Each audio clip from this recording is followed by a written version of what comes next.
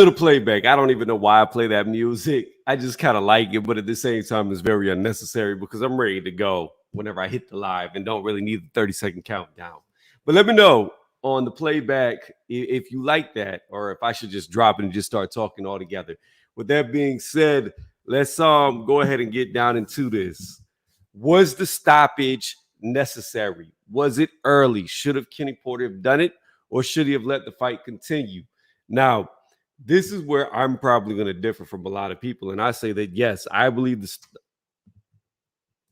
Sorry, we had a technical difficulty. I believe the stoppage was a good stoppage, and I'm gonna tell y'all why. There's a few things. First and foremost, you got to look at Shawn Porter's age. All right, 34 years old. Do you really want him to take a lot of punishment, especially at the tail end of a fight that at this point he's not going to win on the scorecards? Like, he's already been dropped twice. Now he's just way too far behind on the scorecards to win the fight, in my opinion. Secondly, you've got to think about this. Is this his first loss, or has he lost before? If he's lost before, then it's not like you're taking his undefeated record away from him.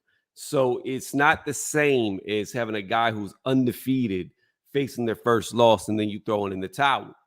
Thirdly, does he have anything going on outside of boxing? In Shawn Porter's case, yes. We know he's a very good commentator. We know he's very good on the airways. I could see him after doing his commentary, being on like a sports show on ESPN, etc. I could see his career going on way past even Terence Crawford's. I don't see Terence Crawford doing all the things outside of boxing like Shawn Porter is.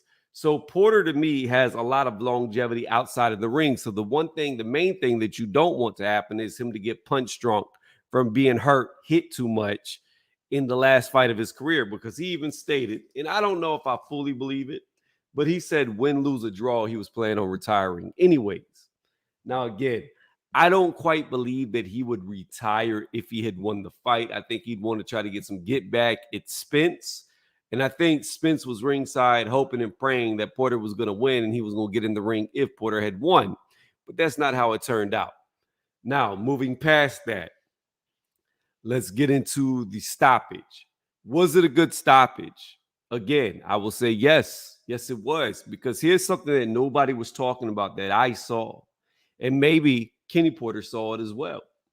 When Shawn Porter went down the second time, he was beating his gloves against the ring like, I made a mistake, Looked like he was mad at himself. So I thought he was fine. However, after he did that, he put both his gloves down, kind of like he was on his knees in his gloves, and you could see him stagger, like he was off balance. And that tells me that he was hurt a lot more than what a lot of people realize, because you don't just lose your balance if you're 100% there, if you're 100% okay. And by him staggering, even though he got to his feet, I could tell you that had the fight not been stopped with as much time that was left in the round, he wouldn't have made it out the round. He was on borrowed time. And the thing about it is, Kenny Porter may have saved him from getting slept, because the writing was on the wall for him at that point. He got caught. He couldn't recover, got caught again.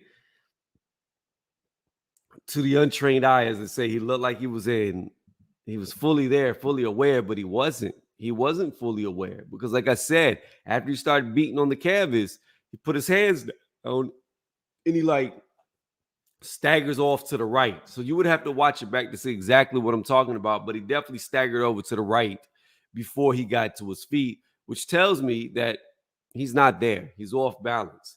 Now, the real issue comes into, should Kenny Porter have said what Kenny Porter said about him not training properly, et cetera, et cetera, et cetera? I will say this. To my eye, I didn't see a fighter who was in there unprepared. I didn't see a fighter who looked exhausted. I didn't see a fighter who didn't do everything that he should have done leading up to the fight. Now, I'm not in the camp, so I have no idea what happened inside of the camp, but I can tell you from what my eyes saw, I saw Porter looking like Porter. He didn't look slow to me. He actually fought more at range early in the fight, was something I wasn't expecting. He was making Bud look uncomfortable.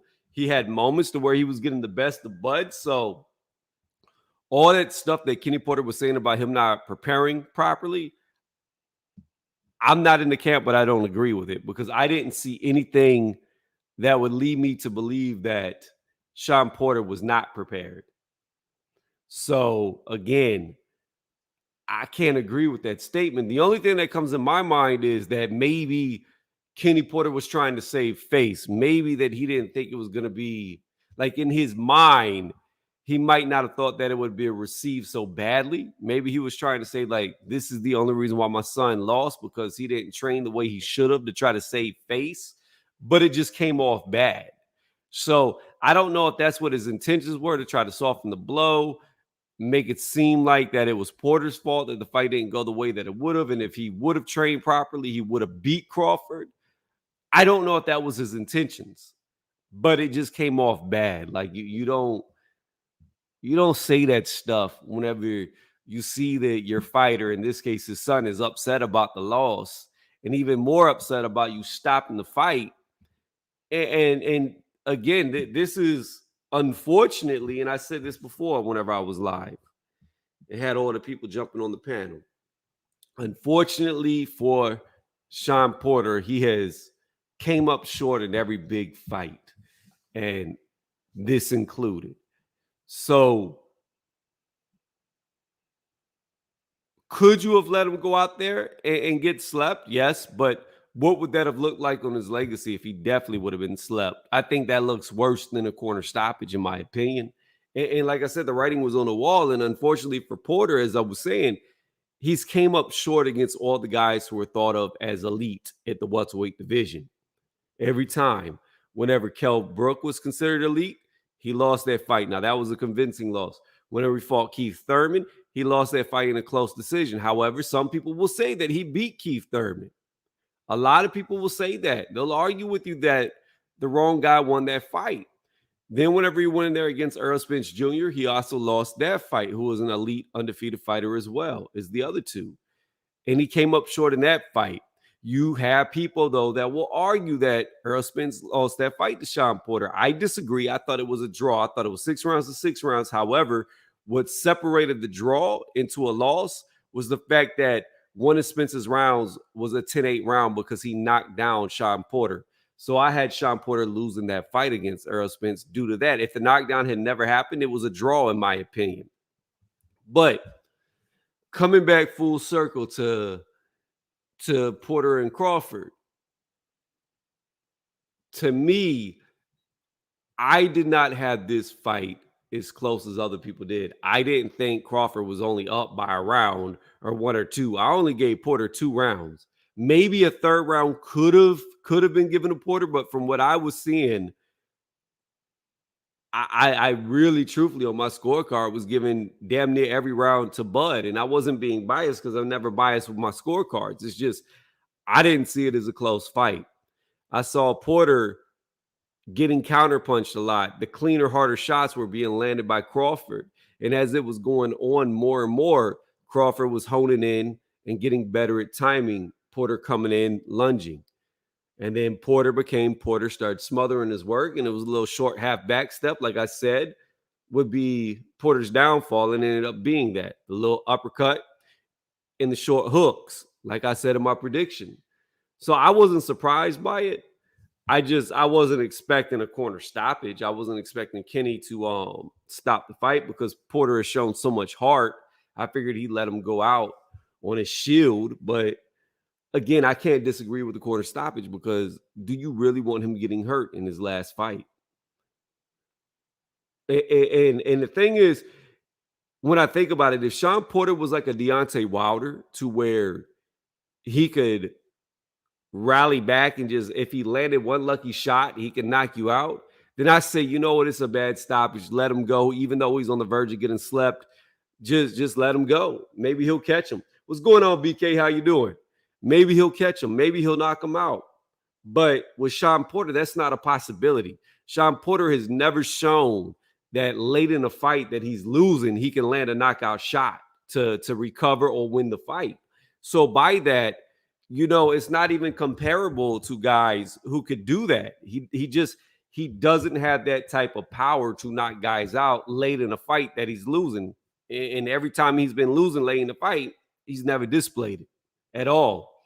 So that argument to me goes out the window because he just doesn't have it. He's not that type of fighter that can do that. So again, I come back to I think the stoppage was a good stoppage, whether people agree or not. The only thing I think was foul was what his dad said after the fact. I don't know if he had good intentions or his dad is just really, really, really, really in love with Terence Crawford. And I only say that because after Porter left the stage, Kenny stayed on stage and had like a little conversation with Bud and was making jokes with him. Well, I'm sorry. I'm going to tell you me personally. I'm sorry. If my son's boxing, I don't care how much I admire or like the other fighter. I'm not going to be joking with this dude after he just beat up my son. Now, we could be cool. We could talk. We could be cordial like a day or two after that. But right there, right after the moment that you just knocked my son out, I'm not going to be laughing and joking with you. I'm not. And it's not hate. It's just that, bruh, you just beat up my son. So the thing about Kenny Porter is, to me, he's got some weird, I like Terence Crawford relationship too much that goes past where it should be. And maybe that is a reason why he threw in the towel. I don't know. But it just looked like he admires Crawford a little too much to have a fighter of his own in that same division. That's what I saw. And I don't like that aspect either. Like, you really shouldn't. And then I know other people say that Shawn Porter should have left Kenny Porter a long time ago. And that may or may not be true. I don't know. Because before this fight, every fight, like I said, besides Kell Brook, the other two elites that he fought, Keith Thurman and Earl Spence Jr., people argue that Porter could have won the fight, should have won the fight. So with people arguing because the fights were that close, you can't really say Kenny Porter did a bad job training his son because it was that competitive. It was that close. So I really haven't seen anything that Kenny Porter did with Shawn Porter that I was like, he's taking him as far as he could take him. Now, could Shawn Porter have been improved with another type of coach coming in there? It's a possibility. Could he have been way better than what he was? That's a strong possibility as well. But I'm saying I don't see any indications that at any point in Shawn Porter's career that said he should have left his dad, because his dad always had him there at the top. And when he fought the top guys outside of Crawford, it was a hard, grueling fight. Now, I thought Kell Brook beat him pretty convincingly, but it was still a hard, grueling fight. It wasn't an easy fight for Kell Brook. So again, I don't know if I agree with that narrative that he should have got rid of Kenny Porter, because Kenny Porter has kept him at the top. And even whenever he went against the elites, it was always a dogfight. It's just, Crawford, a bigger dog in this case. Crawford, that dude. And I said this on other people's panels. Not what's going on, regulator? I said this on other people's panels. Like, you have fighters who are good. You have fighters who are elite. And then you have guys who are special. And Terence Crawford is just special. He's above all these guys. He is just above them. And although you could say, well, it took him this many rounds, it took him 10 rounds to get the knockout, he didn't look that special early in the fight. Yeah, he did, because he was calculating. He was figuring Shawn Porter out, what he needed to do, how he needed to do it. And eventually he was baiting Shawn Porter to be Shawn Porter when Shawn Porter was doing a different style of fighting to begin with. So the traps that he was setting up, the check hooks, all that stuff adds up. Everything adds up. It all adds up, and it all came to a head when you was in that 10th round and Porter got dropped twice. That's something that no fighter who has fought Porter has ever done. Nobody's ever stopped him, and nobody's ever dropped him twice. So there's two things right there that Crawford did in this fight that no other fighter did. No other elite of the welterweight division could do. Now, Adrian Broner dropped him. I wouldn't consider Adrian Broner an elite. However, that's all he did. He dropped him, I believe it was in the 12th round, if I remember correctly. But the whole fight, Adrian Broner was getting his ass whooped. And even after he dropped Porter in that last round, Porter got up and still whooped his ass. So it's not the same. against Earl Spence Jr., he got knocked down, but it was more of a I'm off balance type knockdown. And when he got up, he was himself. In this fight, when he got knocked down the first time, you could tell he was hurt when he got up. And then Crawford's a great finisher. Crawford jumped on him and put him right back down. And the second knockdown, to me, he wasn't himself because, as I said earlier, and as I'm having new people come in, I'll say it again. After he got done banging his gloves on the canvas and he brought both his hands down where he was on his knees in his gloves, he staggered off. He lost his balance to the right, and that told me the fight was over. It was over. Even though he got up, even though he beat the count, even though he moved over like the referee said, he had no balance left. It was over. If that fight would have continued, he would have been sleeping, period. Period. So, again, 34 years old. You've already got 3 losses, and you've got a career outside of boxing. I cannot say it was a bad stoppage. I just, given all the facts, knowing everything, to me, it's a good stoppage. Why? Why let him take unnecessary damage in a fight that he's not going to win at this point? Do you really want to see him go out on the shield? That's my question to like boxing fans. Do you really want to see these guys when they're in a situation where they cannot win? It's too late. They cannot win this fight. There's no way they're going to get a knockout. Do you want to see them go out? Do you want to see them get hurt? Do you want to see them sleeping? If that be the case, then yeah, he should have continued. If you don't care about his health and that's what you want to see, then yeah, the fight should have continued. But if you're a fan of the fighter, would you really want to see him stretched out like that? The fight was over. It was over. It was done. It was a good decision. That's my opinion. I don't know about y'all in the chat if y'all agree with the stoppage. If y'all do or don't, you can let me know. But I agree with it 1,000%. Again, I think it was a very good stoppage. And I can't get on the bandwagon of saying that Kenny Porter was on the Terence Crawford payroll. Now, what's very interesting is after the fight, Terence Crawford left Top Rank. He straight up said that, this was my last fight with Top Rank. And whenever he said it, it looked like Bob Arum was about to cry. Like legit, Bob Arum looked like he was about to cry. Like, I've never seen Bob Arum look so upset ever. And he had nothing to say. And you talking about a dude who, as old as he is, has got a great memory and he's still very witty. But he had nothing to say. Like, he looked like his dog just died. Like, he looked upset. And in an interview after that, he was still talking about trying to make a fight with Crawford and Spence or Crawford and Taylor. And it's like, bro, he just left you. Like, you don't even realize this dude just left you. Like, he's gone. So, yeah, it was crazy, like, the look that Bob Arum had on his face. And the thing about it is, I truly believe, after seeing, like, how Bob Arum looked, I don't think it had anything to do with money because Bob Arum's got plenty of that. And he's got plenty of upcoming fighters that are going to make him a lot more money. The thing about it is I really think that in some weird way, I don't want to say like a father-son, but you could tell that he really cared for Crawford. Now, the problem with that is Bob Arum said some stuff that you don't say about your fighter. You don't call him boring. You don't say that he can't sell out arenas. Bob Arum has said a lot of negative things about his own fighter in Terence Crawford, saying that he ain't going to pay him this much. Why should he give him that much? He can't sell. Well, when you say that stuff about a fighter, you can't be surprised when they leave you.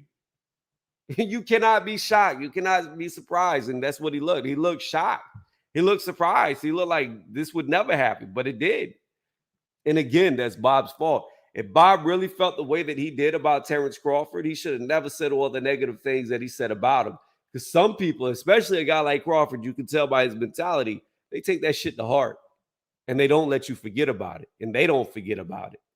And when they have the opportunity to get away from you, they're going to do it immediately because of what you said. And sometimes it only takes saying one wrong thing to certain people, and that's it. And Terence Crawford seems like he's one of those dudes. So I don't know if Bob Arum can do anything to mend the situation. I don't know if there's any amount of money that he can throw at Crawford, because Crawford said, he stayed with Bob for years and he couldn't make the Spence fight. However, I don't think it's guaranteed that if he signs with the PBC, he gets Errol Spence Jr. I don't think it's guaranteed that he gets a Ugas. I don't think it's guaranteed if he goes to the other side of the street that he's going to get what he wants. I don't see the guarantee. And let me see. Zone 6 said, Crawford, stop that, boy. No excuses for Porter. I agree. And I don't think it just would have been a stoppage. I think had I be who I be was good. Now, he may go to Eddie. Because Zone, whenever they asked him, or Coach, I'll probably just call you Coach. Whenever they asked him, was he going to PBC, he didn't say anything. So Eddie Hearn may be swooping for him. But again, I don't know if with how the Zone is in Eddie and the comments that they've made about it not being successful, if they would be willing to pay Bud what he wants to get paid at 34 going on 35 years old. All right, I'll call you Zone. I don't know because you don't have a lot of longevity with him. I mean, let's just say realistically, you can get him to fight twice a year. Well, he's going to be 35 years old. So you might have a maximum of 6 fights. Within those 6 fights, when he's 35, will he stay on top or will he start to age? Can he make it to say 38 years old and still be at the highest level? I don't know. The one thing going against Crawford is his age. And I will tell y'all this. I will say this.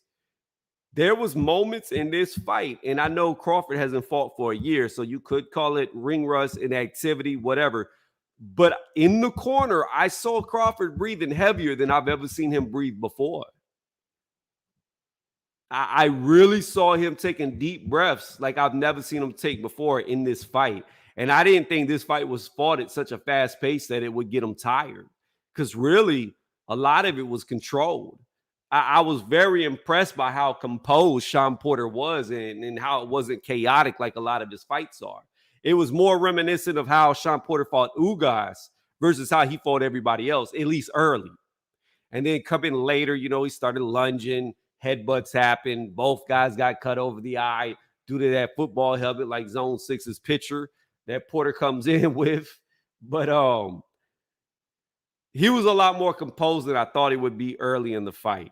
But like everything, when you're backed into a wall, your true colors come out and you revert back to what you know best. And Porter knows best, swarming you and swinging wildly. And that's why he got caught. But yeah. If it wasn't for Kenny Porter, though, again, I will keep saying this. There's no way Shawn Porter would have made it to the 12th round. It was over. I don't know if he would have made it out the 10th round before he went down again. And every time he would have went down, it would have been worse than the last time. I do agree with the stoppage. No, but the facts are Porter is still got stopped. Wait, what? Hold on. Do I agree with? I read it wrong. I'm sorry. I had to make it bigger. Do I agree with the stoppage? No, but the facts are Porter still got stopped. Much respect to Bud. I give him all the credit in the world. So check this. I be who I be. I want you to do this if you can. If you have, I don't know if you've got it to where you can watch the fight again. I'm sure they're probably on YouTube now to where you can watch the full fight. All I want you to do is I be who I be. Go to the 10th round. Okay, that's all you got to do. Go to the 10th round. Watch the second knockdown. What I want you to look for is after Porter beats his gloves into the canvas because he's upset that he got knocked down twice, watch what happens next when he puts both his gloves down. He stumbles. He loses his balance. You might not have caught it, but I did. And I'm telling you, I be who I be. After I saw that and he had no balance left and as aggressive as Terence Crawford gets when he gets guys hurt, I'm telling you it was over. It was over. There's no way. There's no way it would have went to decision. So you may not agree with it, but I'm telling you, the writing was on the wall for him to get knocked out, and not just knocked down, but slept. It was only a matter of time. But again, Porter did a lot better than I thought he would do. Yeah. Look for it and then just leave a random comment. And after I told you it and you see it, let me know what you think. Tell me if you still feel the same. Because it may change your opinion. Because I know, like, a lot of people, in fact, I haven't heard one channel talk about it. It seems like I'm the only one in the world. And maybe I was just a little tired. Maybe I'm delusional. You could tell me you looked at it and you didn't even see what I saw. But I'm pretty sure I saw what I saw. So, but my point is, I haven't seen one person talk about how Porter was staggered and he stumbled while he was on all four. I wish I could show videos on my channel. Here's the thing about my channel. There are YouTube channels who make videos about boxing. There are YouTube channels who make videos about the news. They straight up take videos and don't even say anything and let the videos play, and they never get a copyright strike. I'm the type of channel to where if one noise from a video is heard in the background from 100 feet away, I get a strike. So I can't show it. I wish I could, but I can't risk it because every time I try to do these little breakdowns and shows, they always flag me, and it makes no sense. And like I said, I've seen people take fights and not say one word and show the whole damn fight and not say one word, and they get away with it. But if I try to show some stuff and break it down, they want to flag my channel. But I do agree with you, Zone 6, that Crawford was robbed by Kenny. He was. Shout out to the Zone. Yeah, fuck the Zone. I will say that. If it is truly the Zone that is put these strikes on me, fuck them. I had to fight them to beat them, and it's just not worth the effort. So that's why I don't do it. That's why I don't do it. And you know what? That's another reason why the Zone is failing. Eddie, you want to know why the Zone is failing? Because every time somebody on YouTube tries to cover your little shitty ass cards, you put flags on them. So you get no publicity. If you're going to flag the people who are trying to boost up your fights, that doesn't help you. That's why you're failing in America.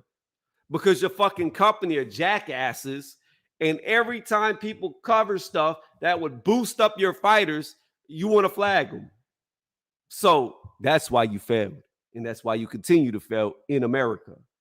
Now, in England, I don't know what they do. I'm not on the EU servers.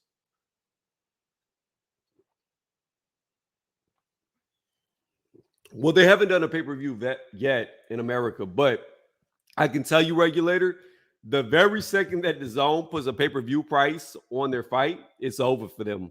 They're done. That's it. That's going to be the nail in the coffin. You cannot go into a market with a certain way of doing business and then flip it up. Because if you do that, you killed your whole clientele. Your whole subscription base is going to leave you because they're used to paying $20 a month and seeing the fights. If you go from $20 a month to see your fights to try and charge $60, $80, $100 for a fight, nobody's going to buy it. Nobody's going to buy it. Nobody's going to buy it. I promise you. Your shit is going straight to a stream site. That's all that's going to happen. So you can't come with one model and then try to change it to another model, especially after you've already said that the pay-per-view model doesn't work. Boxing's dying because of the pay-per-view model. You can't do that and then go to the pay-per-view model. And one thing you definitely can't do is say that you took a vote. You took a vote and a majority of your subscribers said that they would rather pay for pay-per-view. So wait a minute. You telling me you telling me that people said, I want to pay $20 a month and pay pay-per-view prices? Want to pay $100 for a fight versus $20? Okay. Where are these people who voted? I know I've been a member since the Zone came out over here. I ain't never got no form to vote. It's so full of shit. Martin versus Ortiz. Yeah, I'm definitely not buying Charles Martin or Ortiz. But you know what, though? I think people will buy that fight because, Martin, he's like a god. He got God power, so he gonna do some type of godly spell, and then people just gonna buy his fight.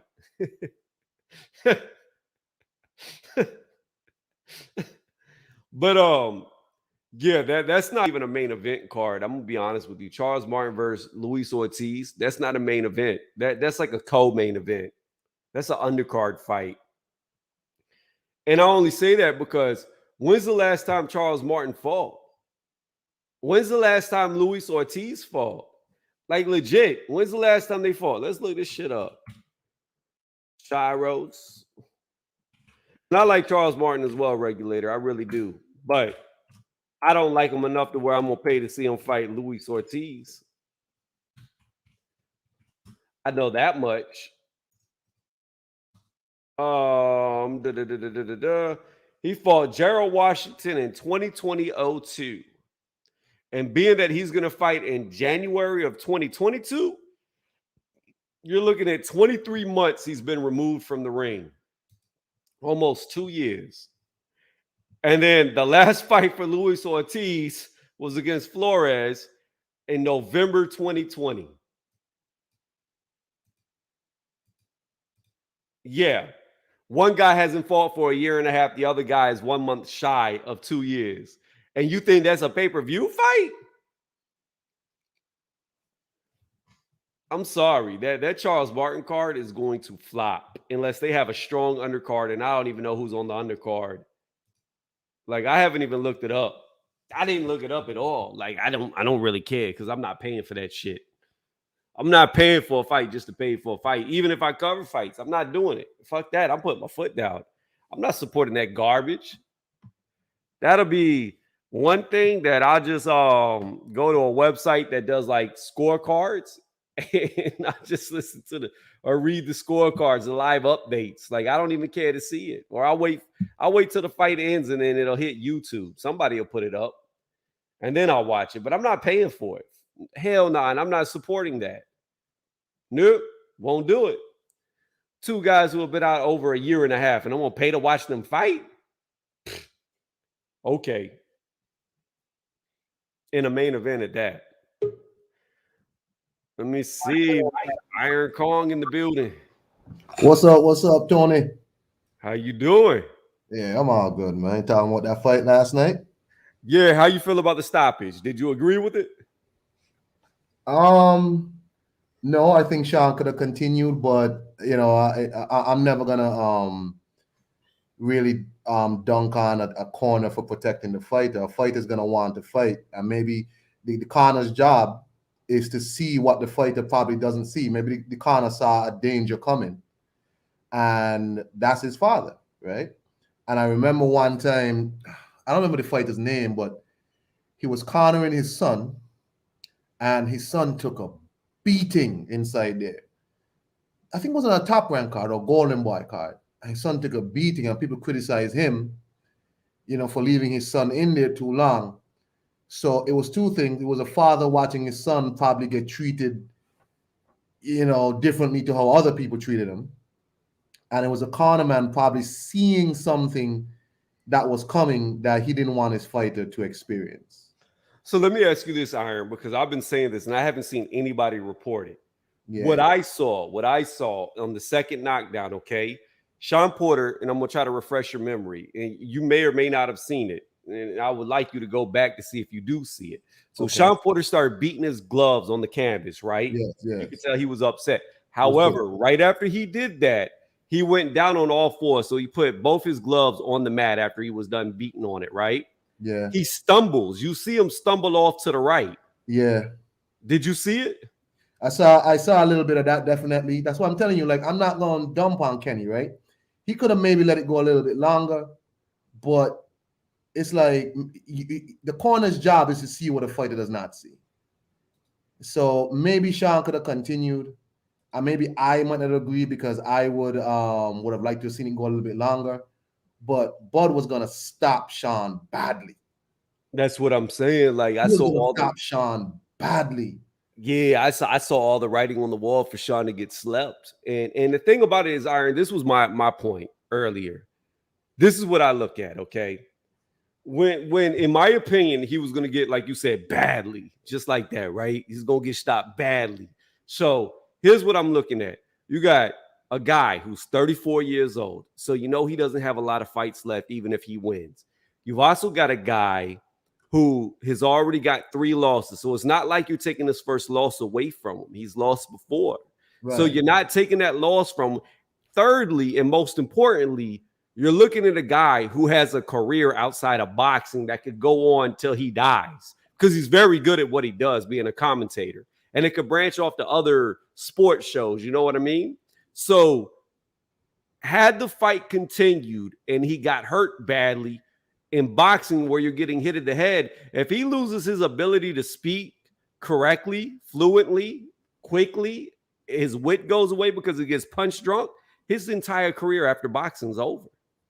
Yeah, yeah, I agree. I mean, again, I might not have agreed with it right away, but I'm not going to be mad at Kenny. The corner's job is to see the bigger picture. He saw what was coming. I also saw he was going to get stopped. I would like to have seen him get a chance to maybe fight it out a little bit, but that's me. I'm a fan, right? You know, I'm a person that it sits. I'm on my couch. I was eating a sandwich at that time. I'm not in there getting punched up by Terence Crawford, right? And you know, I think Kenny Porter did the right thing as his father and as his trainer.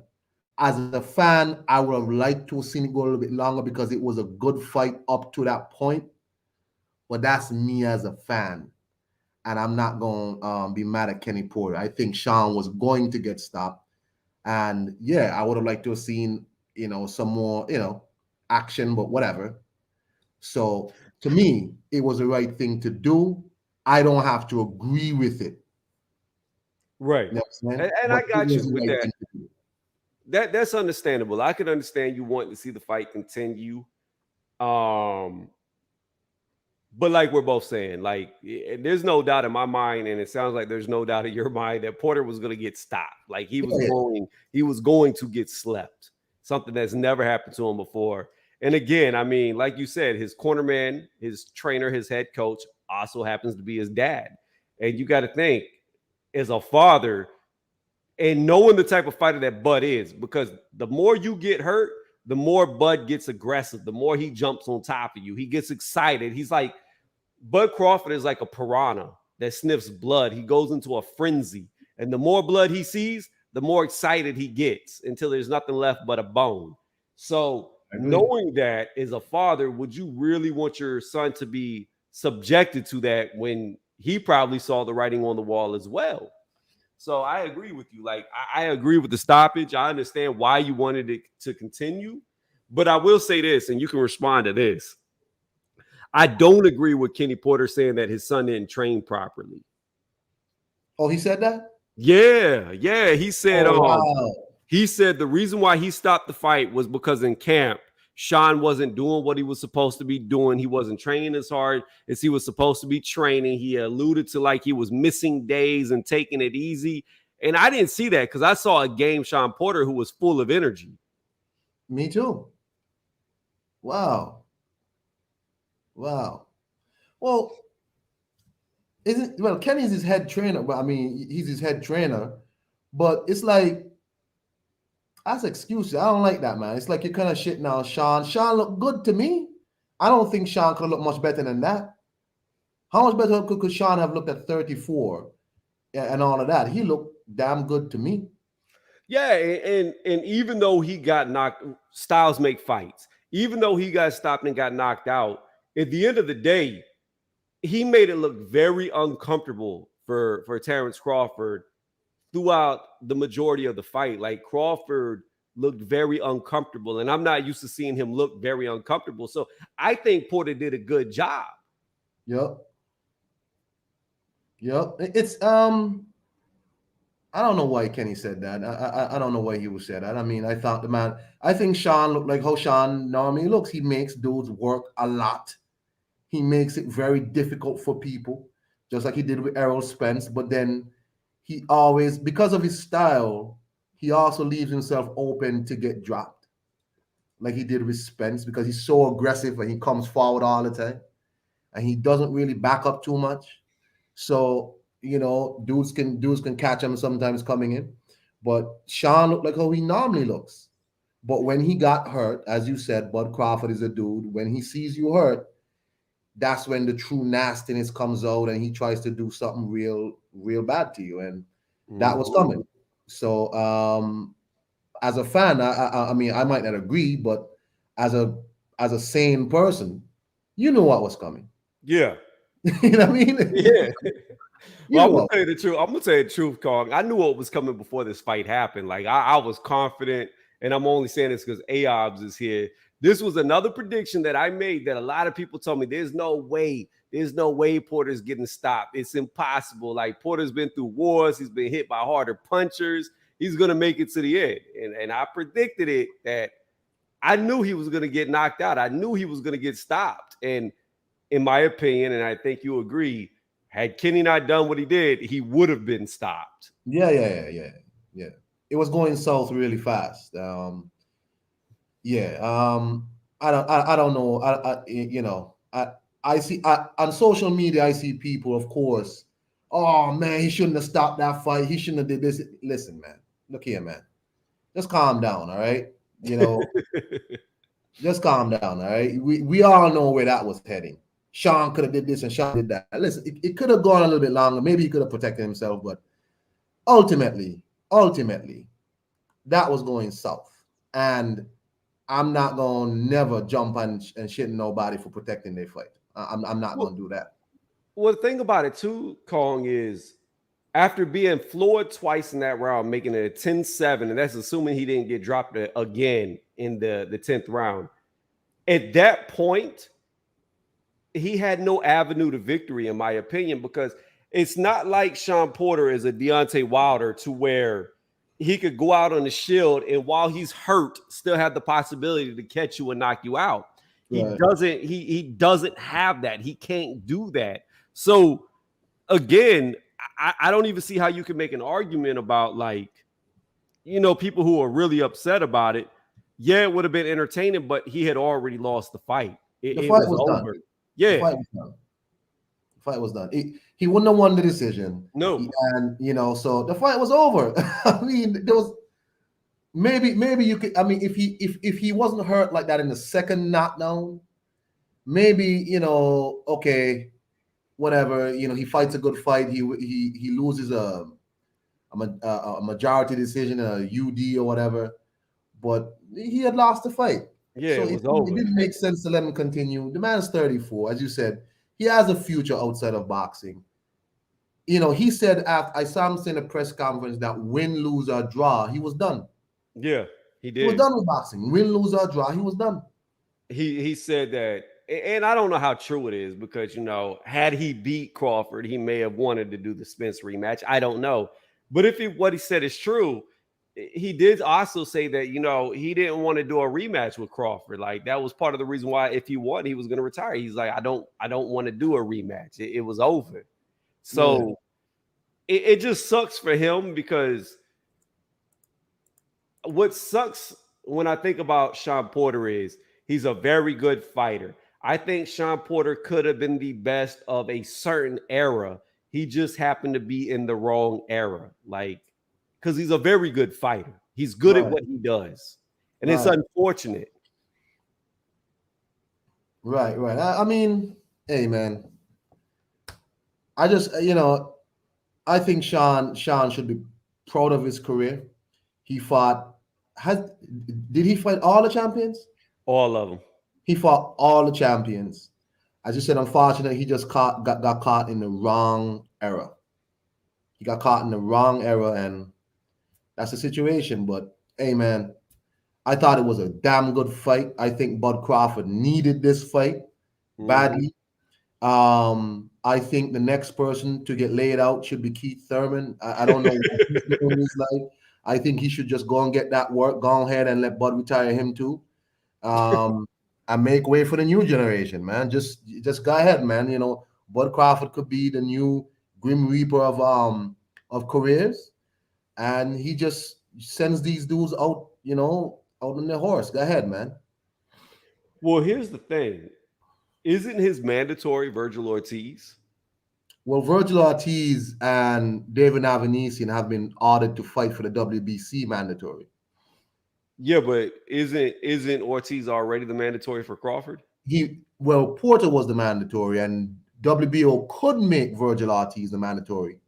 I don't think they've called it as a mandatory. He should be. If I'm a WBO, why am I allowing the WBC to take my best guy, my best contender, the number one ranked guy, Virgil Right. Ortiz, and allow them to do that? I don't get it. But it seems like Golden Boy is pushing all of their fighters into the WBC eliminators because they're doing it with Jaime. They're doing it with Virgil, and both of these guys are number one ranked in the WBO. Jaime is supposed to be Demetrius Andrade mandatory. Virgil is supposed to be Terence Crawford's mandatory, and they're guiding their guys into the WBC against guys who are not really in their reach at the moment. I don't understand. What do you think is because the zone's going after PBC? Because a lot of the WBC belts are held by them. No, I just think I don't know. Golden Boy has a love affair with the WBC, and it's weird because they're making their guys fight for WBO secondary belts. Like Jaime has a secondary belt. Virgil has a secondary belt for WBO, but they're ordering their guys. Like even Ryan Garcia fights for interim WBC belts, right? You know, and you see JoJo now fighting for a WBC belt. But when they're coming up, they fight for WBO belts. How do you see that fight going? JoJo With and who? Devin. I think Devin will box it out. I think he'll have enough to box it out. I think it'll be rough on him though. I don't think JoJo is gonna back up at all. But I think Devin's gonna have enough to do like maybe a controversial split or something. Yeah, You know what I mean? yeah, and that's what I said. I think this is gonna be for Devin. I think this is gonna be the real gut check. This is gonna be the fight that lets you know if he's gonna be a real fighter or not. Because I think I agree with you. I lean towards Devin winning a close decision, but I think it is going to be an ugly fight for him. This is not going to be one of the ones where he stays away from a guy and looks good. I think JoJo's going to get in on him and he's going to let loose on some shots, and we're going to find out how much heart Devin really has. Yep. I think it's gonna be a really, really rough fight for him. Really, really, really rough. I think he's gonna, have to, as you said, find something else inside of him. And I think he's gonna pull it out in the end because of he has a little bit extra than JoJo in terms of skills. Right. But hey, man, it's gonna be a hell of a fight. I'll be honest. I prefer this fight over the Ryan Garcia fight because Jojo Diaz is a goddamn man. He's a man. He's a man, fully grown, fully fledged fighter. And I prefer this fight. You know what I'm saying? Here's what's so bad about it. Because my opinion over Ryan Garcia does not change. Like, yeah, if you could get him in the ring, I believe he could beat all of them. I believe he's got on paper the best abilities, but it seems like he don't have the heart to get in the ring. Like I don't I can't support his moves. You know what I mean? I'm just saying, just based on what I have seen on his reaction time, his speed, his left hook, his power, his timing, everything that I have seen, I think he could beat all of them. But you can't fix bitch, and if you're a bitch, you're a bitch, and there's nothing you could do about it. Like you know what I'm saying? Like you can't fix that. Like if you're scary, you're scary. Like I don't know how else to say it. Like obviously he is scary. Like I don't know what Luke Campbell did when he knocked him down. He came back to win the fight by knockout, but he must have looked in the mirror and been like, I don't want this. I just want to be on YouTube. I don't know. Like I got my issue with Ryan, but it's like, okay, I understand what people say in terms of his maybe natural abilities and everything. But as you said, I remember I was on Rafi Dawkins show, and I remember a guy called Fight Doctor. He said something. He said, and he was talking about Deontay Wilder, and he said, he's a Wilder fan. And he said, Wilder, boxing is a sport that demands truth, and it demands honesty with yourself. And Wilder doesn't appear to want to be honest with himself in terms of maybe what his abilities are. And Ryan Garcia has to start being honest with himself in terms of, bro, you want to box or not? Okay, this ain't a sport where you can really half step. In this sport, this is a combat sport. You don't have 4 other players on the court. You don't have how much of a players in American football there maybe to hide you. You can't hide in a crowd. It really just you. And if you're half stepping in the ring, some of these people do this. They don't have YouTube or Instagram followers. They don't have that extra stream of revenue. This is their revenue. You know what I'm saying? And you can't half step with these people because this is how these people really eat. Boxing ain't how Ryan Garcia eats. Well, it's like I read a comment. I want to say it was by Aobs, if I remember correctly, but I want to say what he wrote was something to this extent in commenting to one of the videos I did. He said, hard work beats talent when talent doesn't work hard. And that could be it right there. Because here's the thing about it. As talented as I believe Ryan Garcia is, even if he's more talented than every other fighter in lightweight, right? Let's just say he is. Yeah. The problem is when you get to the elites like the T.O.s, the Devins, etc., they may not be as talented as you, but they're so close that their hard work will make their talent better than yours, even though naturally you should beat them. And that's the thing. Like you know what I mean? Everything starts to get closer and closer as you get to the top. And if you don't train, like you're saying, like it doesn't do you any good, because eventually they're going to be, if they're not as good, they're going to be so close to you that you have to train like that. You have to act like you don't have an Instagram. You have to act like you don't have a YouTube channel. You have to be hungry. It's just crazy, well, maybe he's not hungry. Maybe that's why Canelo made them comments so publicly. Yeah, he did. Some people are like, oh, Canelo. I'm like, what?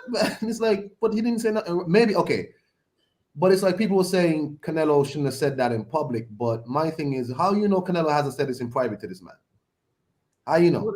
Well, the thing about it, too, is like whenever I see or have seen Canelo and Ryan Garcia in the gym, when I've seen them in interviews, like Canelo plays with him like that's his little brother. You know what I mean? So, if your little brother's doing some shit that you don't like, you're going to tell everybody because you want your little brother to do what you want him to do. So like you said, if in the gym he's saying it to him already, he's not listening, of course he's going to call him out publicly. He's going to try to embarrass him to try to get him to do what he needs to do. And I think that's more or less what it is. It's like, bro, you're fucking up. You're fucking up. You're throwing away your potential career. Your youth. That's why he did. You might know a lot of these dudes at their age, they should be much more active. Much more active. I don't know what it is, but that's how it goes, man. But I think the only one I give a pass to is Devin Haney, because he can't seem to get anybody in the fucking ring with him. Nobody wants to fight him. Look, I'm being serious. Like, and the thing about it is, I've been critical. And I actually made a video about it a long time ago about Devin Haney. Like, I don't know how good or how bad he is. I don't truly believe the hype train, but the problem is I don't have to believe it, because obviously the other boxers around him, they do believe the hype train. They don't want to get in there with him. And that's apparent. Like, it makes no sense that you had Ryan Garcia, who was a mandatory, Fortuna, who was a mandatory, and now the two mandatories are fighting the mandatories to be mandatory again. Yeah. Then it goes past that. Then Ryan pulls out of the fight. So now Fortuna could just walk into the Devin Haney fight. Oh, no. I need to fight JoJo. So for whatever reason. So JoJo fights him, becomes the mandatory. Then you see the same shit happen again. Now JoJo's the mandatory. He can fight Devin. Well, no, I want to fight Ryan Garcia. So the mandatory can fight mandatory to become mandatory yet again. It was really His feet were put to the fire. He was put in the furnace and had no choice for this fight. And according to Devin Haney, he tried to pull out of the fight several times. Who, JoJo? Yeah, according to Haney. I remember Haney saying, like, Haney kind of, at the press conference, I remember, what's his name? Roberto Diaz was like, yeah, you know, when two people want to fight, the fight gets made. And Haney, when he got a chance, he was like, no. We had to corner Jojo Diaz. Don't act like, yeah, we had to corner this man. He was trapped. You know what I'm saying? He couldn't go nowhere. He was trapped. And I remember Jojo going through all this nonsense on social media, like, well, why doesn't the champion activate the mandatory? People was like, bro, what the fuck are you talking about? Why are you, what's all this? When in the history of boxing has a champion ever chased the mandatory? Man, I don't know. Boxing is different these days, and that's why, like, one of the reasons, like, I got other shit going on in my life, like, but I kind of had to just watch, like, boxing from a distance for a while, because it's just like so much nonsense, man. Yeah, right. But I'm just glad I'm seeing the Haney fight coming. Finally seeing Teofimo back in the ring. I loved that fight last night, because for me, Bud Crawford is, to me, Bud Crawford is the best in the world. I think he's the best in the world. But again, a lot of people don't agree with me, but I think so. But it's like, as you said, he needs the fights to prove that to everybody else. When I see him fight, I don't think nobody at 147 messing with Bud Crawford, to me. You know what I'm saying? So here's my problem with Bud, okay? Yeah. I always had Bud as my number one pound for pound. I had him number one pound for pound over Lomachenko, and he was always number one over Canelo, always. Yeah. But over the last year before this fight, he hadn't fought at all. He fought nobody. Well, within that time frame, Canelo had 4 fights and became undisputed.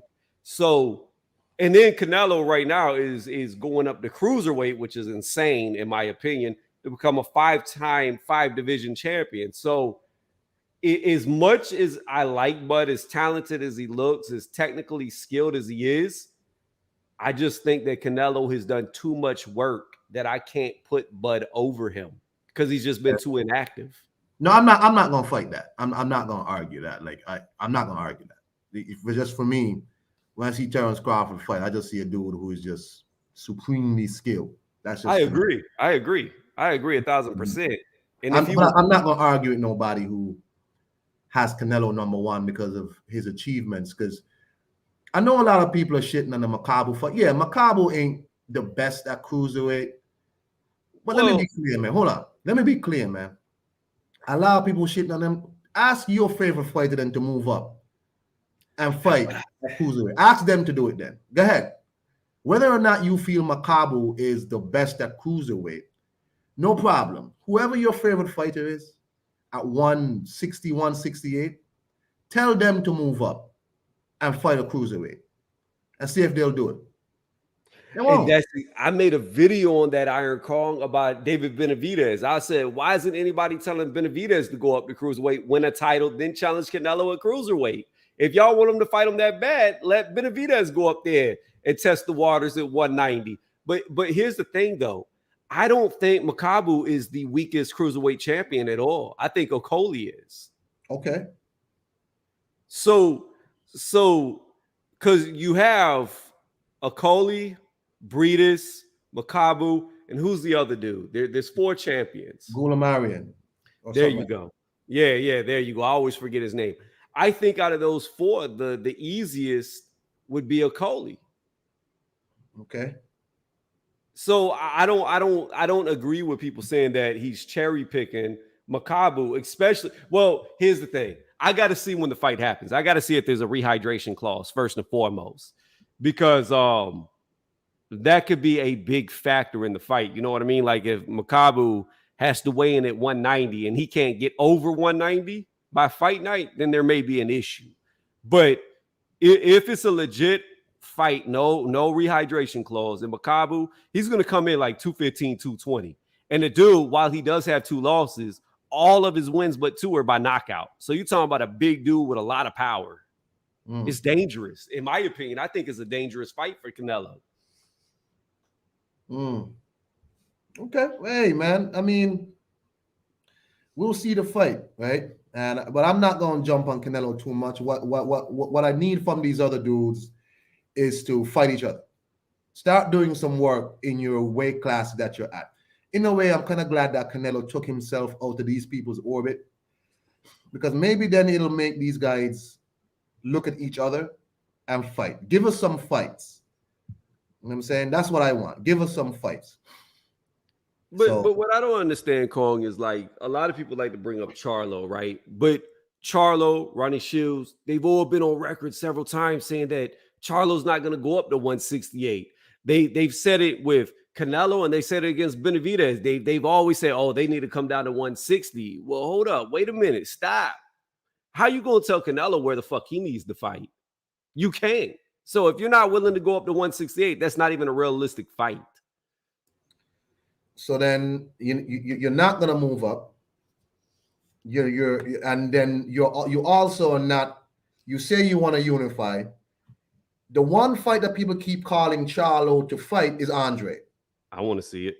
People keep calling for, but for some reason, Ronnie Shields keep at that, and Charlo. Oh, he don't have nothing to offer us. He don't. What? Man, that is a big time fight. What? You know what I'm saying? And it's like, for some reason, okay, so you're not looking sideways to unify. You're not looking to move up. Then what are you looking to do? What are you looking to do? Triple G is pretty much signed with DAZN on a broadcast deal. He's not Canelo. He can't really skip networks. You know what I'm saying? He can't. He's literally signed with a broadcaster. You know, he has to make a move. So you're not moving up. You're not moving sideways. That just means you're standing still. And we're not going to get this fight. And this is a problem to me. I think Triple G retires after this fight coming up. I imagine that he will win, but I think this is his last fight. I don't think he's going to fight again. Yeah, I think he retires. Oh well, shit. That'll probably save his own some money, because Golovkin has been an awful investment, because he got that money based upon a third Canelo fight. That fight is even further away. It'll never happen. So basically, unless Golovkin says, okay, no problem, I'm gonna unify on the network and fight Andre, which he has turned down already. He's not gonna fight Andre. Then there's really no point in having Golovkin around. What is the point? Because the money you have to pay him. Remember, he wanted to fight a tune-up before he fought Murad, and they said no, fight Andre. And this was a public. It came out in public that they were trying to force him to fight Demetrius Andre. He said no. It's like, well, what's the point then? What we doing here? You know? No, I agree. I think outside of Andrade, everybody at 160 don't want to fight the other champions. I really believe that. I believe, and the thing about it is, Andrade is the one that gets shitted on the most. People talk the most shit about him, and he's the only one that's been chasing these other dudes, but yet they talk shit about what he does. It makes no sense to me at all. It doesn't make sense, but that's how it goes, Tony, right? That's just what it is. It's like you said, Devin Haney can't get people in the ring, but Devin Haney gets shitted on. Yep. Because a lot of these guys might be more popular. For whatever reason, they're more popular. And when you're popular, you control the narrative, right? Jamal Charlo is popular for, I don't know why Jamal Charlo is popular. He's more popular than Jamel. And Jamel is the one who's unifying his division. Try to go for undisputed. It's like Jamal is more popular than Jermel Charlo. And I don't know why. You know what I'm saying? And Andre gets shitted on because he's like, okay, I want to fight him. Oh, you ain't shit. What? He cleans out Jason Quigley in like, what was it, 2 rounds, 3 rounds? Yep, 2. Cleans out this dude, completely wipes him out. A complete shutout. And he's like, yo, I want to fight these dudes, and people still shit on the dude. It's like, but the thing about it is, Iron, people shitted on him because he didn't get knockouts. He gets a fucking quick knockout, and they still shit on him. They still shit on him. Yes. Yeah. It's like with him, the goalpost, it never stops moving. Like, it went from a 100 yards to now we're into the miles, like with his goalpost is. He's never going to reach the touchdown because they can never stick with a goal. Like I don't understand. I don't get why people don't like him. If you listen to him talk, he's entertaining, he's funny, and he's willing to fight all the guys. He's in the fight. Yeah. So I don't know.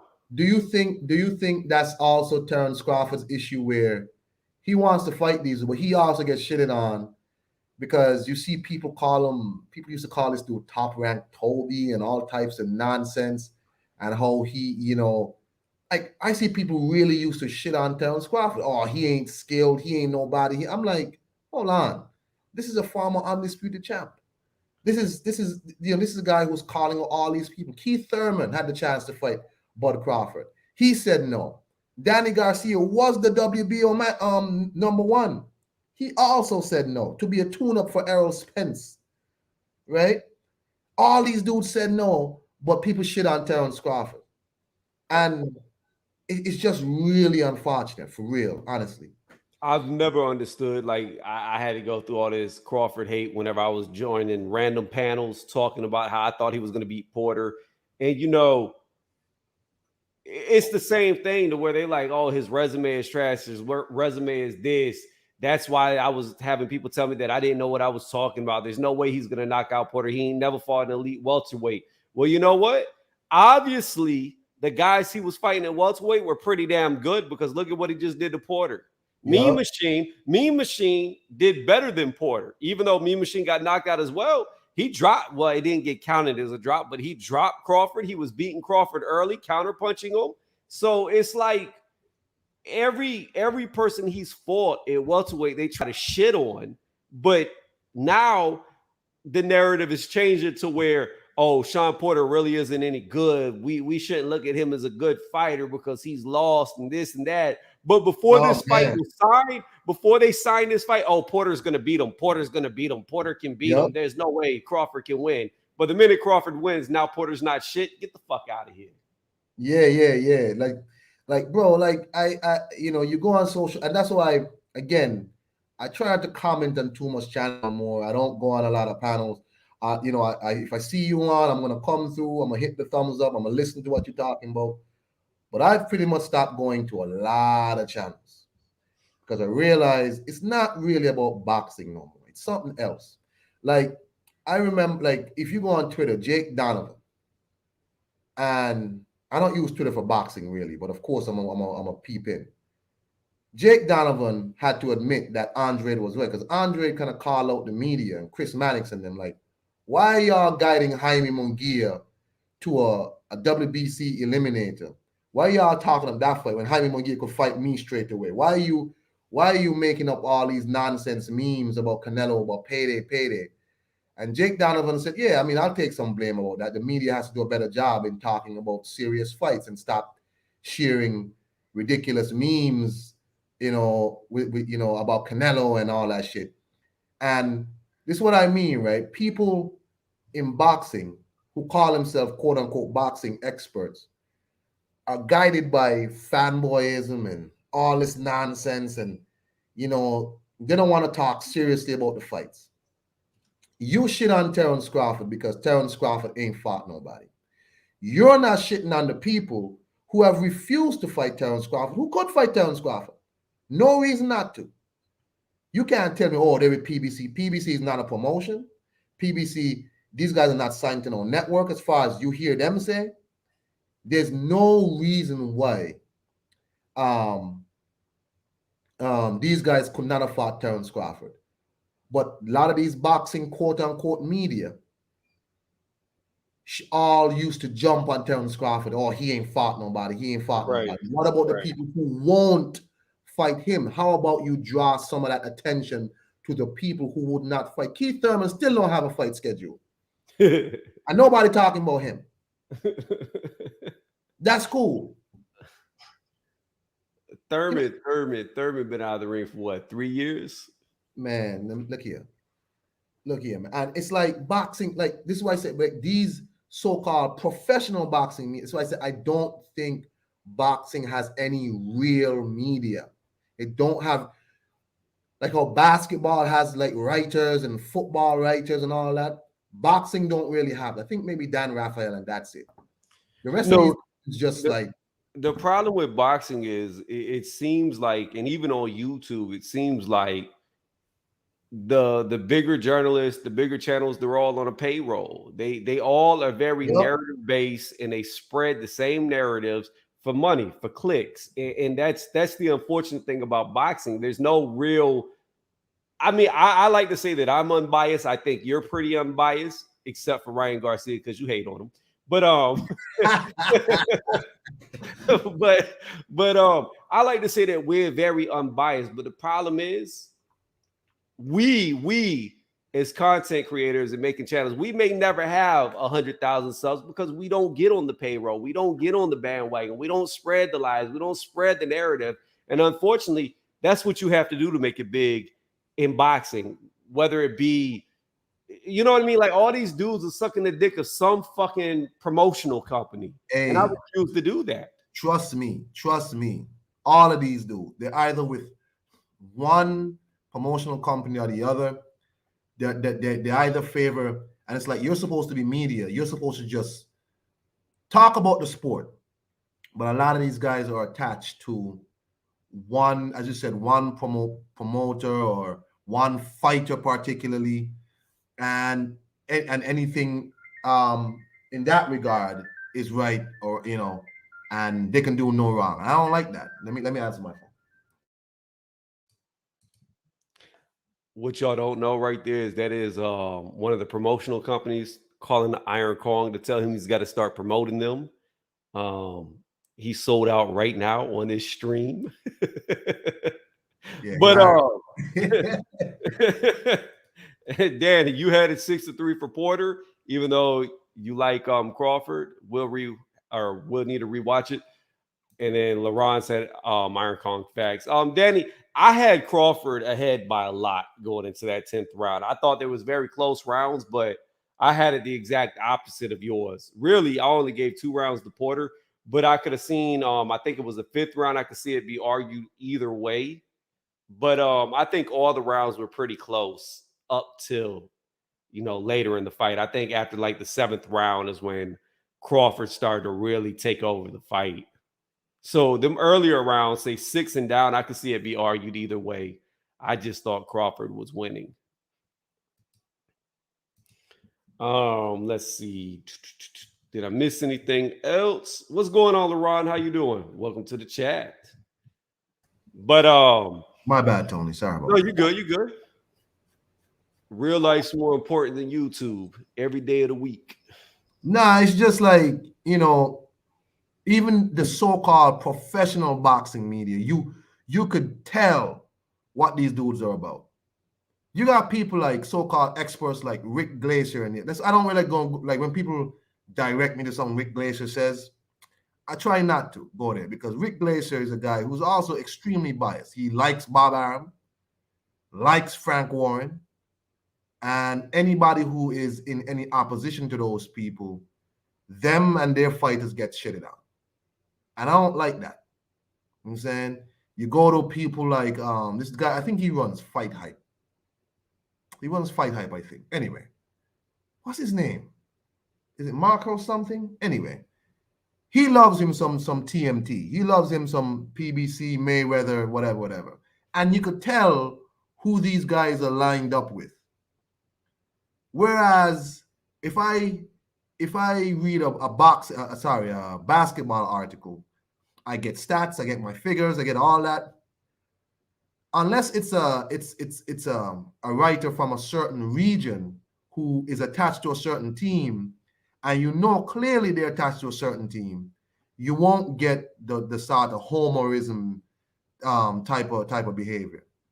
But boxing media and the so-called YouTube boxing community media, they're all attached to one promotion, or especially in the YTBC, a lot of this shit is race-based, and I'm not interested. And I am not interested. You want to have the conversation with me? We can do that elsewhere. But when it comes to talking about the sport, I would prefer not to have it race-based. I'm just not. Well, I don't know what it is about.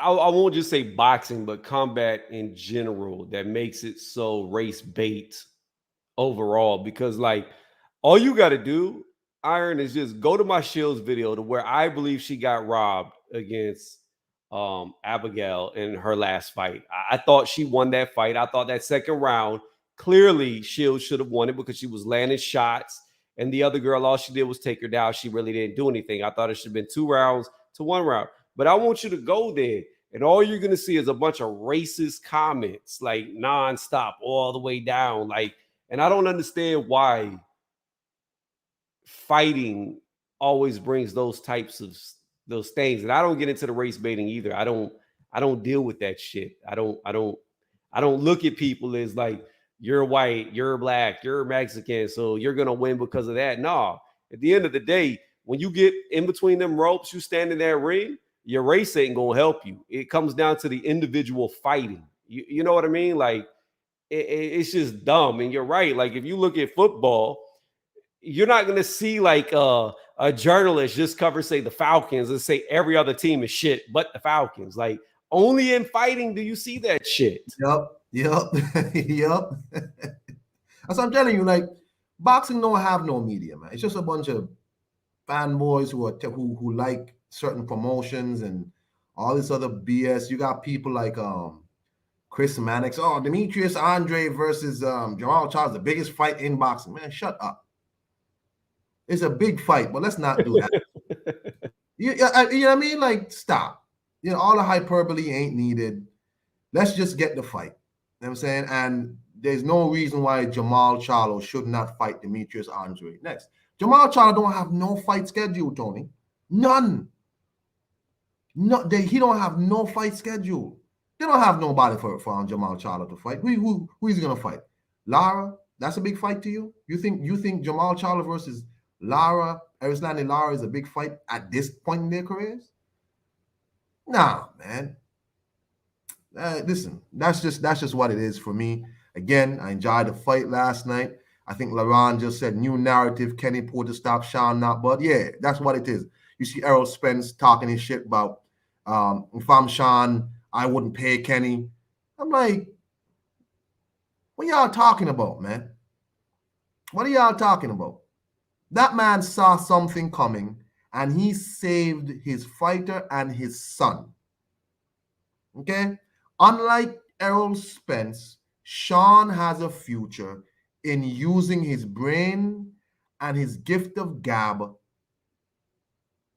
for another career after boxing. And that's the thing about it, Kong, is that he is so witty. He articulates so well that he will be on TV until he doesn't want to be on TV anymore. Like the dude is so well, he's a wordsmith. He's so well spoken that you don't want to see a guy like that get punch drunk. You don't want to see a guy like that get beat up, because I guarantee you the longevity, whenever it's all said and done, he'll make more money off of being a commentator and whatever other shows he gets on than he ever did in boxing. I agree. So listen, man, I think Kenny Porter did the right thing. Whether or not I, as a fan, want to agree or disagree, because I might have wanted a bit more of a fight.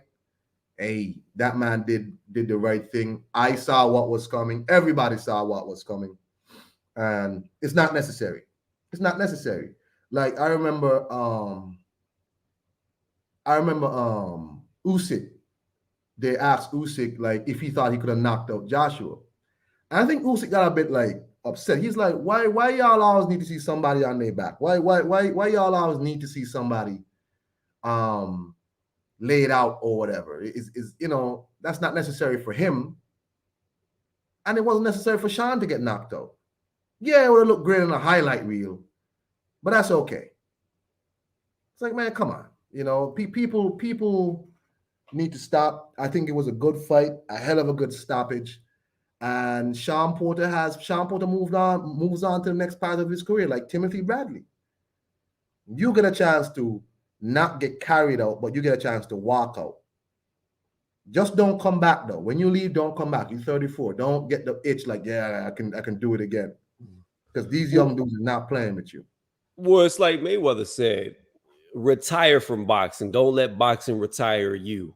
And, Yep. and unfortunately, and I mean, I can understand it. You got to understand. I can understand it fully why boxing retires so many people because it's like even me, you know, like Iron. I have a really good job. I make decent money. You know what I'm saying? I'm not gonna come in and talk about my finances, but I'm good. You know what I Yeah. mean? Yeah. But with all the amateur experience I have, I always get the itch to want to do it again. I always want to go back. Like there's always there's some animal instinct in me that every now and again, like the wind will blow a certain way, and I'll be like, man, I want to go get these pro fights. I want to do it. I want to do it because I never lost, and I know I'm not gonna lose. I just want to do it. And I can understand why fighters stick around for so long because it's just something in you that you want to do it. You know what I mean? But it's not smart. It's not smart. It's really not because it's a sport built for young people. Once you start to get old and you start to not look as good, you need to get out because the damage that will occur to you will be lifetime injuries. You will not overcome what boxing can do to you. So again, I feel like the problem is a lot of people can play football at the park. A lot of people can play baseball at the park. You can play basketball, soccer, all these other sports. But you can't really play boxing at the park because if you do try to play it, somebody gonna get hurt, either you or the other person. You know what I mean? So I think there's a big disconnect where people don't understand like what it takes to do it and how bad you can get hurt while you're in there. So that's why they push for knockouts. That's why they want to see these fighters not have a towel thrown in or a corner stop a fight when a fight needs to be stopped. They want to see it because they don't know what it's like to be on the receiving end of it. You know what I mean? If that makes any sense. Of course. On that point, I remember there was an interview done with it was Anthony Joshua. This is well before the Usyk fight, and they asked him like, how long? He said, I want to box maybe until the next Olympic cycle, and then he would like to be gone by that time. And people got him like, oh, he's talking about retirement. I think even Wilder or whatever was like, see, these guys are talking about retirement and all this, all this. This was before all the Tyson Fury 3 fight, all this shit. When all these dudes were still, at the height of their popularity and all this. And I was like, I think that's wise. I think it's wise to set a cap on your career. I think it's wise to set a cap. By the next Olympic cycle, all of these dudes, Joshua, Wilder, Tyson Fury, the next Olympic cycle is what, 2024 or 2025, right? I think it's 24, In right? 2024, Anthony Joshua, how old is he now? 33? 33? By that time, he is going to be moving over into the back end of his career. Wilder is now 36 years old or something like that. How old is Deontay Wilder now, Tony? He's 36, and I think AJ's is he 33 or is he 32? Because I know AJ's younger than all of them. He's younger than them. But by that time, Tony, you start moving to that sort of, maybe second half into the back end, maybe. And it's not a bad idea for you to say, you know what? I think I've made enough money. By that time, maybe he doesn't beat Usyk again. Maybe the belt's going away and he wins the belt again. He becomes a 3-time champion. And he can move on. A lot of these, as you said, a lot of these dudes stay around too long, bro. And Shawn Porter, in my opinion, made the right decision because these young men are not playing with you. Jaron Ennis is not playing with you. Virgil Ortiz is not playing with you. Well, the thing about it too is, even if Shawn Porter, let's say he comes back to boxing and stays in it, he may be able to beat a Boots Ennis. He may be able to beat a Ortiz, right?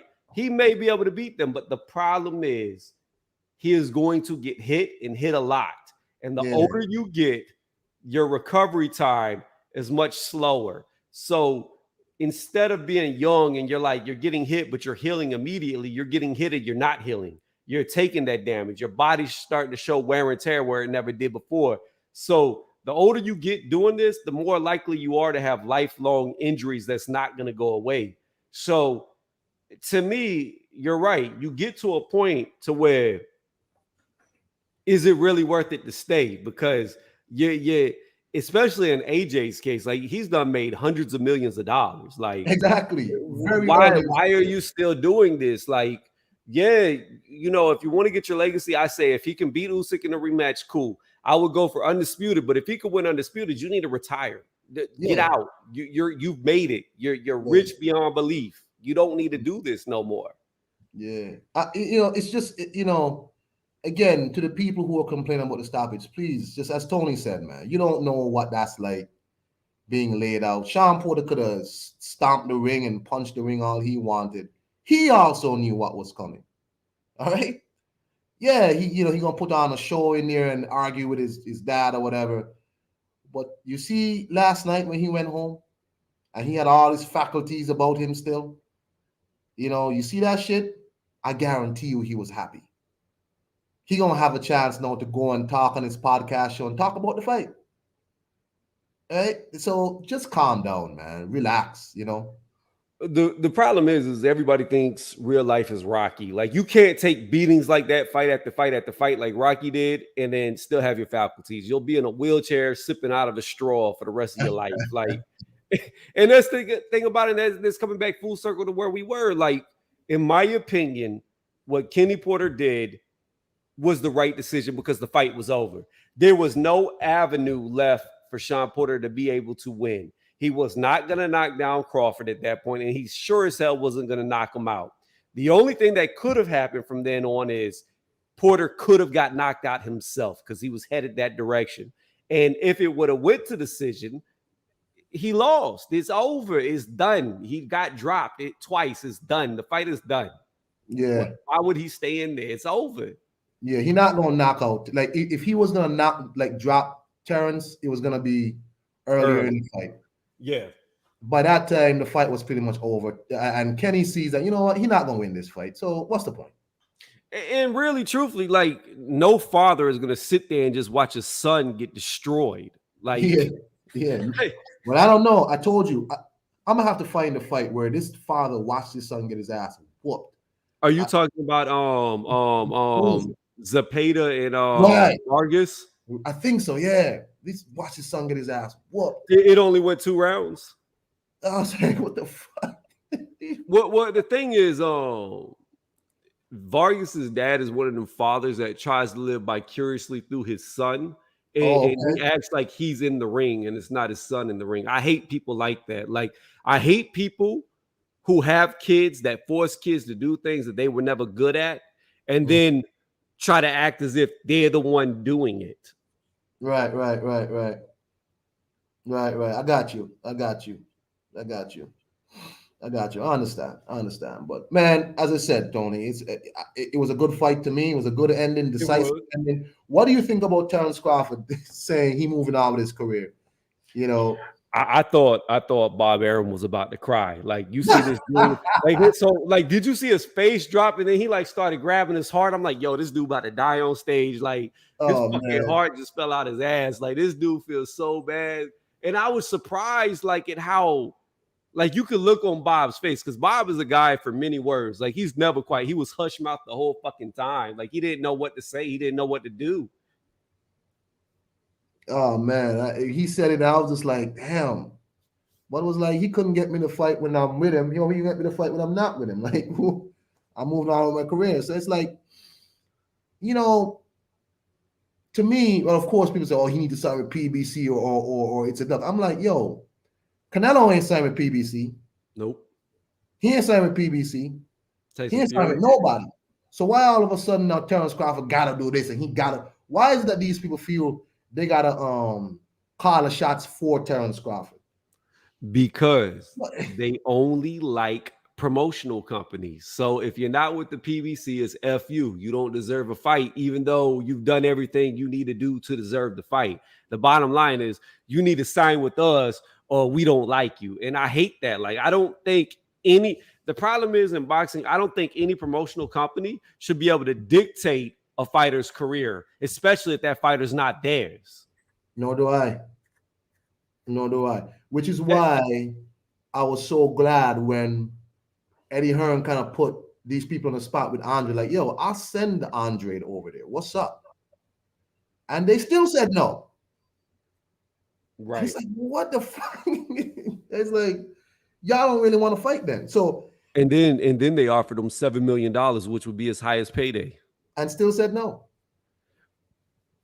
Still But said but no. but but Andrade is the guy who only fights bums though. Like he's no good. Yeah, he no good. He a horrible fighter, but I don't like that shit. So you telling me Terence Crawford says, you know what? I want to move around on my own for a little bit. I want to do something. I want to just move around wherever I can get, fit in where I get in, get the fights. Are you telling me that they're willing to do that for Canelo, but not for Terence Crawford? I, I mean, is that what you're telling me? Because you can't possibly tell me Errol Spence. You're still banking on Errol Spence to be this guy when he comes back. Errol Spence is, I don't think he ever going to be the same again. I don't know. Like I've said that before too. Like when I saw the Danny fight, I was like, okay, Spence looks like he's fine. However, whenever he was going into the Pacquiao fight, they found out he had a detached retina. So there's no telling what type of internal damage he actually has from that wreck that he doesn't know about, the doctors don't know about, and eventually it could show. Like there's no telling if he's actually who he was before that wreck. Yep. Yep. But it's just going to be interesting because Bob Arum was talking about he wants to see the Josh Taylor versus Terence Crawford fight in the UK. It'll be interesting to see It would because be huge. It would it be will be huge. huge. Okay. It will Yeah. be huge. But is Bob going to say, sign with me or you can't get the fight? Or is Bob going to know, try and push the Teofimo fight and Josh Taylor fight since Bud might be leaving Top Rank? Well, the real question is, does Bud even want to fight Josh Taylor? Oh, true. I mean, they because I've heard Bob Arum talk about Josh Taylor fighting Crawford a lot, but I've never heard Crawford even mention Josh Taylor. True. That's true. That is true. And it's like that fight to me too. It would be huge. It would make a lot of money in the UK financially. It would be a great fight for Crawford, and he should really consider it, especially if it's going to be in the UK. But as far as like Crawford's legacy goes, it does absolutely nothing for him. Like he's beating a guy with no belt who's moving up. What does that do for you? Yeah. Yeah. But I don't know. But it's like if he does move up, he's an automatic mandatory, right? And he's automatic for, well, at least for WBO. He's automatic. So, would it be a situation where Terrence has to fight him? I mean, maybe or get stripped. I mean, that is a possibility. But again, when if I was Terence Crawford, I'm looking at it like this. He and the financial we're assuming is going to be big. It's not guaranteed that it is a huge, it's not guaranteed it does huge numbers and makes them a lot of money. We're just assuming that, and I think it would. You think it would, but In the there's no UK, guarantee. But because I but think it would be big money. I think it would too. But there's no guarantee that it is. But here's the thing: from Bud's standpoint, he has nothing to gain but money. The only person that has anything to gain and nothing to lose is Josh Taylor. Because if Josh Taylor goes up and loses, it doesn't matter. He can go back to 140. He's undisputed. But if he beats Terence Crawford, he now becomes one of the biggest stars overnight. And if Crawford beats Taylor, what does it do for him? Nothing. He's supposed to win. That's true. That's why I'm saying that like it don't to me it don't make sense unless the money is right. That's the only way it makes sense because you have so much to lose. Because if Crawford loses to Taylor, oh my goodness, them fucking Crawford haters, you'll never hear the end of it. You'll never hear the end of it. Because I already see the narrative. This is gonna be like, look, this dude's 140 undisputed. He's the real 140 king. Whenever Crawford did, it was a weak division. Josh Taylor just proved how weak the division was because he just beat Crawford. Crawford would have never made it in the era of Josh Taylor. Like I could already see the writing on the wall, all the shit that they would trash Bud with. It's a dumb fight to me, unless the money's right. Yeah. I got you. But hey, man, Tony, thanks for having me, bro. I appreciate you getting on and supporting the channel. I thank you very much. Always, bro. It's always a thumbs up. Once you on live, I hit a thumbs up. No problem. Always, bro. You do a good job.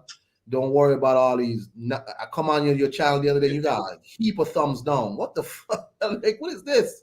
You know why? I'm gonna tell you. And it's like I commented to you, and whenever you posted on my video, it's because recently a lot of my videos have been hitting 5K, 6K, 10K, 8K, 1K, 1500, and my channel has really started to get noticed. And now that the spotlight's on me, there's other channels who sideline hate that mass bomb me down with thumbs down. You know what I'm saying? There's bigger channels that don't want smaller channels to get to where they are. So they do what they do.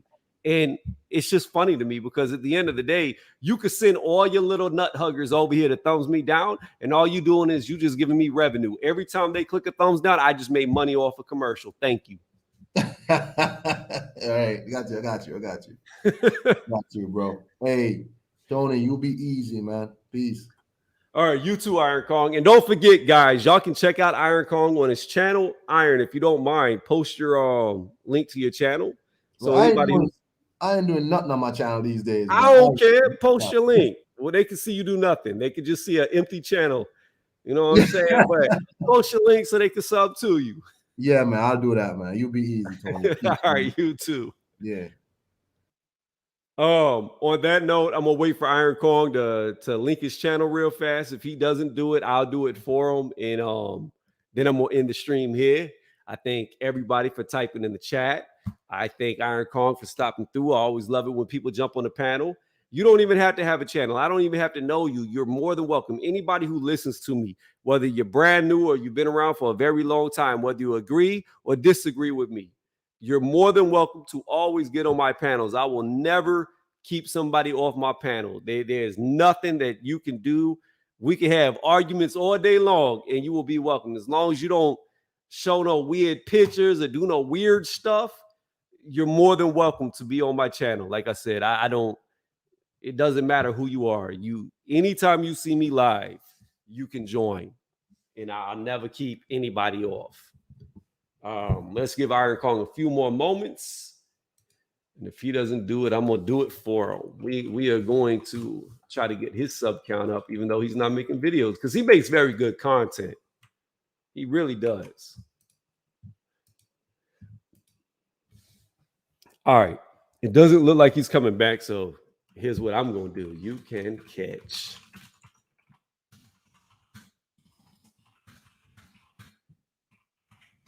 We're going to do this. Wow.